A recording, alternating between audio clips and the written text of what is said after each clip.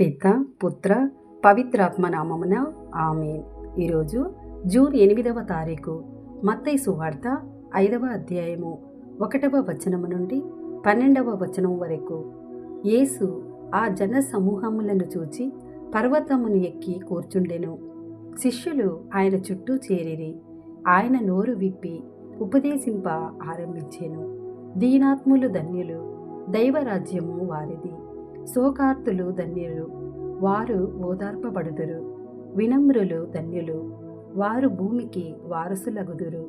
నీతి నిమిత్తము ఆకలి దప్పులు కలవారు ధన్యులు, వారు సంతృప్తి పరపబడుదురు. దయామయులు ధన్యులు, వారు దయను పొందుదురు. నిర్మల హృదయులు ధన్యులు, వారు దేవుణ్ణి దర్శింతురు. శాంతి స్థాపకులు ధన్యులు, వారు దేవుని కుమారులనబడుదురు. ధర్మార్థము హింసితులు ధన్యులు, దైవరాజ్యము వారిది.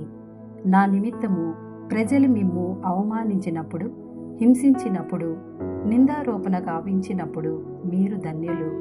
మీకు ముందు వెలసిన ప్రవక్తలను సైతము ప్రజలట్లే హింసించిరి. పరలోకములో మీకు గొప్ప బహుమానము కలదు. కావున మీరు ఆనందపడుడు, మహానందపడుడు. ఇది ప్రభుని వాక్కు. సర్వేశ్వరునికి వందనములు.